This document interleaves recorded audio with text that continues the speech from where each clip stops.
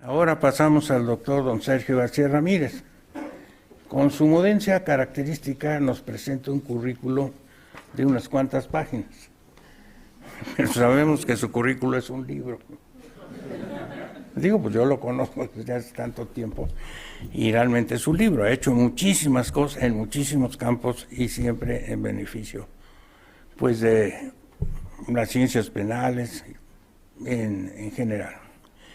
Entonces, pues su currículum es muy amplio. Podría yo decir muchas cosas, pero es muy difícil. Pero todos los conocemos. Ha sido a la adalid de muchas cosas. De la reforma penitenciaria, de la reforma penal, de la reforma procesal penal, etc. Por lo tanto, pues es un poco difícil decir algo. Su currículum, que es enorme, impresionante, y por lo tanto mejor preferimos darle la palabra.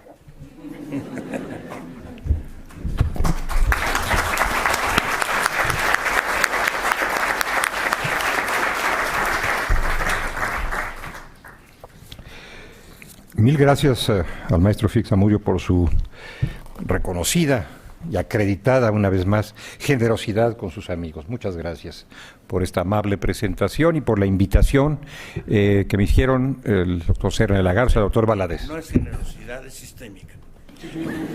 Bueno, por esta generosidad sistémica con la que ha tratado a su amigo.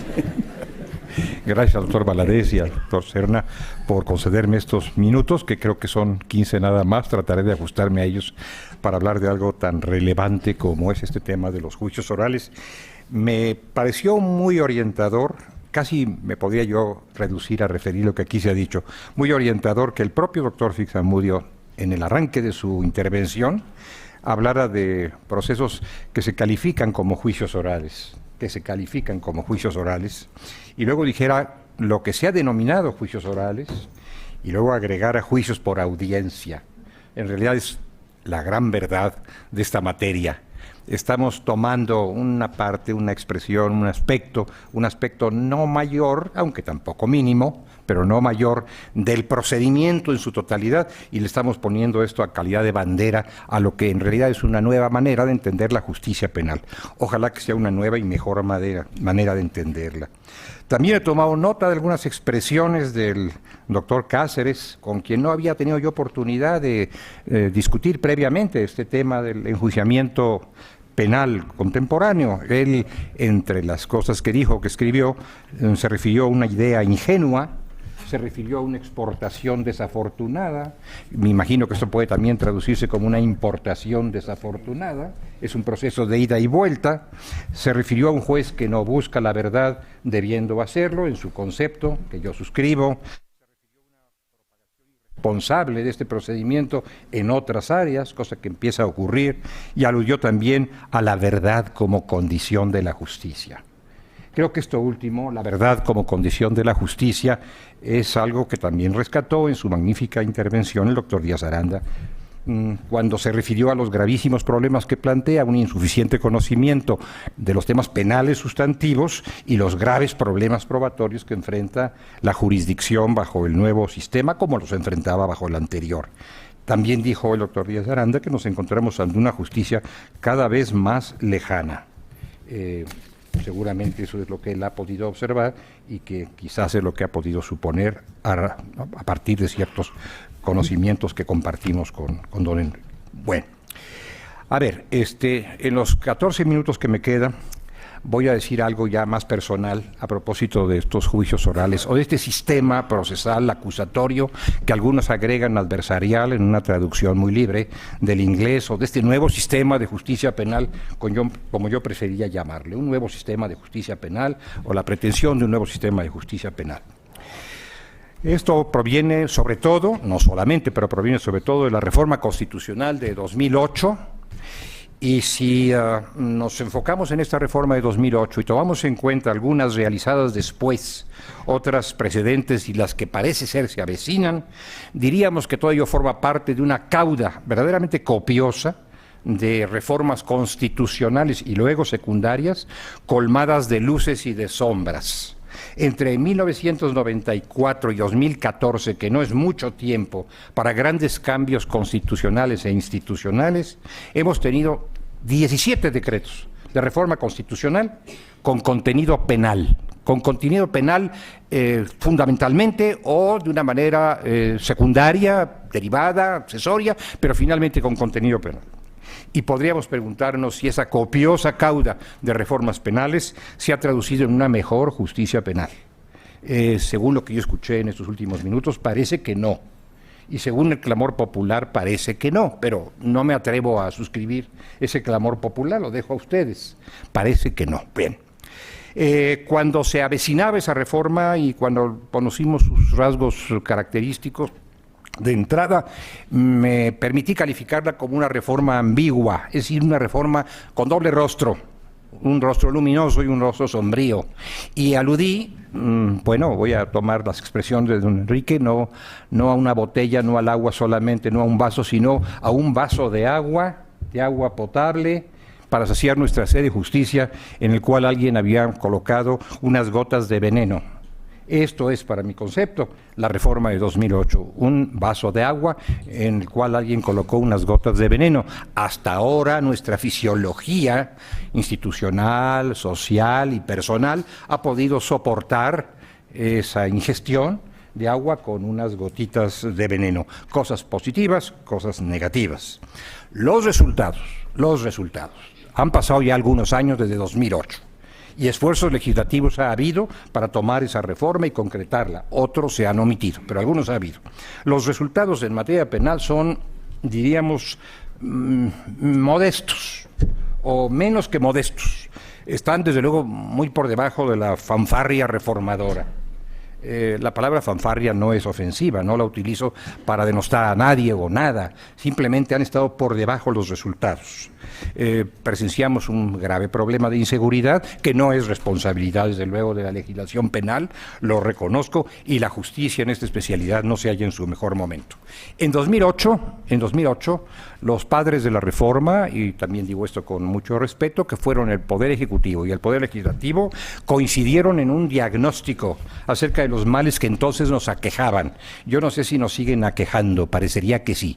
Esos males no eran solamente las deficiencias derivadas de una normativa constitucional perfectible y una normativa secundaria ya envejecida, sino que eran los males derivados de ciertos fenómenos que parece no hemos logrado superar, que son la impunidad, que es rampante, que es verdaderamente gigantesca, la corrupción, que es igualmente magna, gigantesca, y la incompetencia de quienes debieran ser competentes para aplicar los métodos más avanzados y las normas más desarrolladas y lograr justicia. Se refirió el maestro Fixamudio a algunas deficiencias en esa área y por lo tanto me absuelvo de seguir insistiendo en ella. Pero ese fue el diagnóstico. No parece que hayamos logrado remediar estos males, aunque sí desde luego renovamos nuestra legislación a fondo. Bien. Tenemos ya la legislación constitucional de 2008 y una grave frustración aplicativa. Tampoco son palabras solamente mías o juicios solamente míos. Quien quiera que lee los motivos de la reforma de hace un rato, la reforma que federalizó o centralizó el procedimiento penal, y quien quiera que lee los motivos del Código Nacional de Procedimientos Penales, se percata de que el legislador constitucional, constituyente permanente o el poder revisor, o como le quieran llamar, y el legislador secundario estaban totalmente insatisfechos por los resultados de la inaplicación de los términos de la reforma, los mejores términos de la reforma de 2008, y por lo tanto creyeron pertinente centralizar esa legislación y lanzar un Código Nacional de Procedimientos Penales al que deseamos desde luego la mejor aplicación posible. Bien, nos quedó pendiente el sistema sustantivo, nos quedó pendiente el sistema penal, ya no el procesal, pero sí el penal. Acometimos entonces, me parece, una revisión de procedimientos penales sin haber logrado una revisión y una definición del sistema mismo de justicia penal. cuáles son las grandes decisiones políticas fundamentales del sistema penal y cómo desarrollarlas. Y dentro de ellas el enjuiciamiento penal. Y no al revés, primero el enjuiciamiento penal y luego a ver qué hacemos con el sistema penal que estamos todavía tocando sin acabar de definirlo y mucho menos de perfeccionarlo. Al margen, pues, de una política criminal clara y definida, de la que se desprendan las líneas maestras de la codificación penal y procesal penal. En aquel entonces y también ahora, hasta cierto punto, pero hasta un punto muy avanzado, el gran discurso promotor y laudatorio de la reforma ha utilizado como bandera esta expresión de juicios orales, la oralidad panacea de las soluciones. Ya hemos visto, aquí se ha dicho, y yo convengo, que oralidad es apenas un aspecto interesante, por supuesto, un aspecto interesante de la reforma procesal. Podríamos hablar por lo tanto, de juicios escritos versus juicios orales, los viejos juicios escritos y los actuales juicios orales. Bueno, es un aspecto, pero los propios padres de la reforma convinieron, así lo dijeron, está dicho explícitamente y documentado que la expresión oralidad tenía una cierta magia mediática y que lo que no se lograba hablando de un sistema penal renovado, se lograría hablando de un sistema oral, o de un sistema acusatorio, que ciertamente tiene esa orientación, o de un sistema adversarial. Bien, yo pondría el acento en el sistema acusatorio más que en la oralidad. Es inexacto, estoy picando simplemente en la materia porque los minutos se van yendo, es inexacto que hayamos pasado de un sistema inquisitivo, normativamente hablando, lo subrayo, normativamente hablando, a un sistema acusatorio. Lo que teníamos normativamente hablando, constitucionalmente hablando, no era en modo alguno un sistema inquisitivo. Este fue expresamente impugnado y desechado por el proyecto de Carranza en la Constitución de 1917, cuando sí teníamos un sistema procesal, constitucional, de corte fundamentalmente inquisitivo. Ahora quiero decir 1917, nos caminamos por el rumbo del proceso acusatorio, aun cuando las desviaciones sobre el camino en materia normativa secundaria y sobre todo en materia práctica fueron muy numerosas. Bueno, paso a otro punto.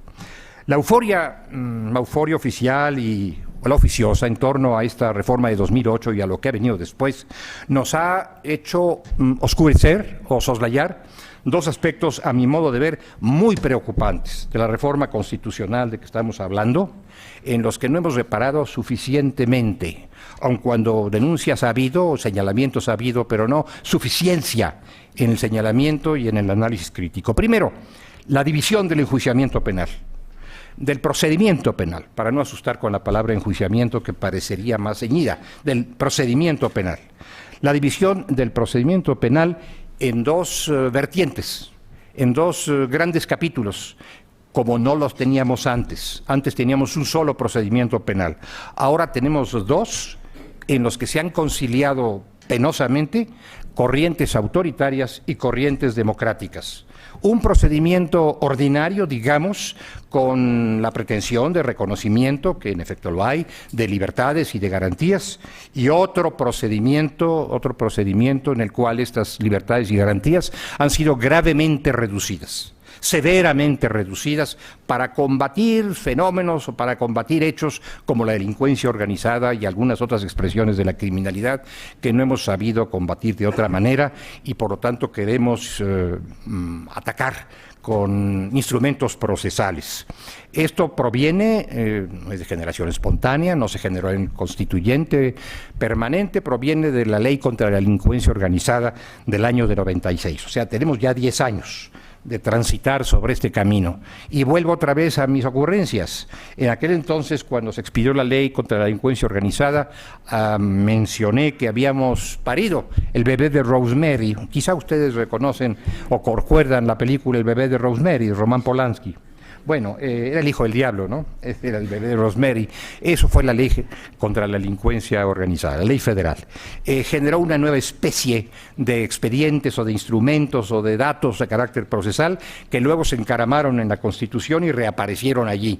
Dígase el arraigo y otras figuras que ahora nos tienen enormemente preocupados. Bueno, este es uno de los datos que hemos soslayado a la hora de hacer el examen laudatorio de los llamados juicios orales. El otro dato que hemos soslayado y que debiéramos recoger, reconocer y analizar es el dilema, la forma de resolver el dilema entre justicia y economía. Son dos temas que vienen al caso a la hora de analizar el régimen procesal. ¿Qué queremos? ¿Lograr justicia, como parece que queremos? Aquí se ha dicho de manera reiterada, o queremos ahorrarnos tiempos, procedimientos, reflexiones, consecuencias, y por lo tanto optamos por soluciones económicas. No me refiero a económicas solo en términos de recursos pecuniarios, me refiero a económicas en un sentido mucho más amplio. Vías económicas como los procedimientos abreviados y otros para despachar rápidamente la carga del enjuiciamiento, la carga procesal, con la verdad o sin ella, no importa mucho, con la verdad o sin ella, con reconocimientos ad hoc para ir más rápido. Claro, la justicia retrasada es justicia denegada, pero la justicia precipitada no es necesariamente la mejor justicia posible. Y bueno, hemos tratado de caminar con una gran celeridad, cediendo al juego de las fuerzas que entran en conflicto en el procedimiento penal, víctima y victimario, Ministerio Público y acusado, cómo juegan esas fuerzas y cuáles son los mejores resultados en ese juego de fuerzas. Las estadísticas a la mano, las disponibles en algunas entidades muy respetables, glorifican los éxitos del procedimiento llamado acusatorio o adversarial, pero son estadísticas cuantitativas. No conozco, no sé, y si esto puede ser defecto mío, no conozco estadísticas, o mejor dicho, análisis cualitativos que nos digan qué tan justas han sido estas muy prontas y muy numerosas decisiones de los conflictos o de los litigios penales. Tal vez han sido muy justas, ojalá que así sea. Finalmente diré yo, porque entiendo que ya están agotando mis segundos, ¿verdad, Chema? Un segundo me dice, bueno, se está agotando mi tiempo, qué lástima, porque tengo muchas cosas más que agregar, pero bueno, que hemos caído en una paradoja.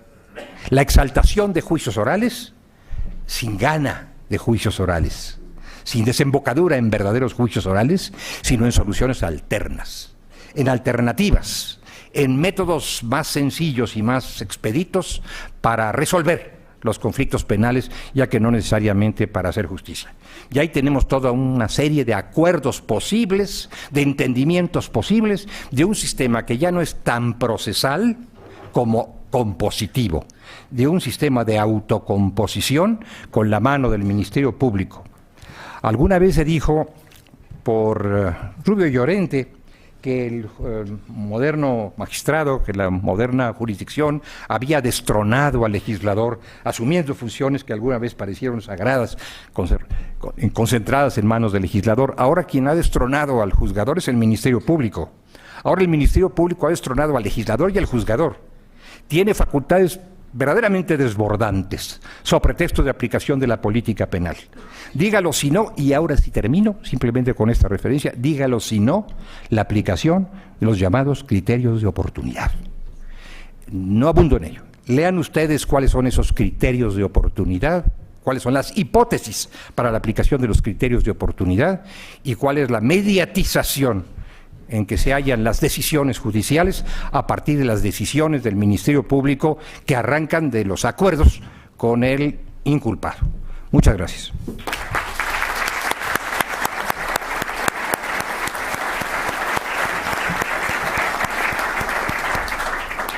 Pues agradecemos a don Sergio García Ramírez que, haciendo un esfuerzo, porque es un tema amplísimo, nos ha expuesto los problemas de este sistema en una forma muy sintética y posible.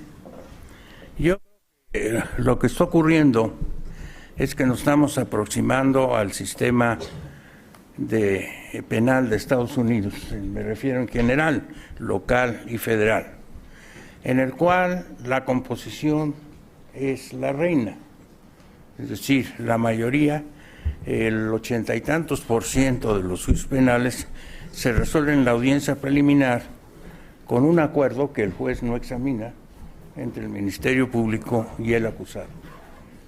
Y entonces, pues esa es la mayoría. ¿Por qué? Por efectos prácticos, pues es imposible que se tenga un juicio ordinario, digamos, con juez y con jurado, que eso complica más las cosas en la mayoría de los casos.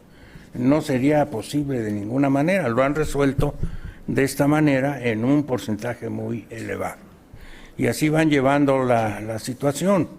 Y pues por otra parte, una vez que llega al jurado, aquello pues es más bien un concurso oratorio entre el acusador y el defensor, y el jurado decide pues según le convence más la oratoria de uno o de otro, porque ya de por sí el jurado es difícil que aprecie pruebas técnicas, pero ahora la mayoría de las pruebas son técnicas, de laboratorio, en fin, pues indudablemente pues, dicen, bueno, pues que aquí no conocemos esto, habla muy bonito el fiscal, vamos a condenar, habla mejor el defensor, vamos a absolver. Y ya, hay una duda razonable y ya se resuelve el problema. Y entonces pues nos estamos encaminando a ese sistema, y sin tener ni siquiera pues una estructura tan sólida como tiene Estados Unidos, aunque es un poco aparente. ¿Por qué? Porque en la mayoría de los estados de la Unión Americana predomina un sistema de elección de los fiscales, que está vinculado a partidos políticos, y bueno, ya pueden ustedes imaginar la situación, pero en fin, ya no nos adentremos en esto, pero yo creo que el don Sergio ha hecho en pocas palabras una síntesis magistral de la situación en que nos encontramos, que no es nada sistémica. Gracias.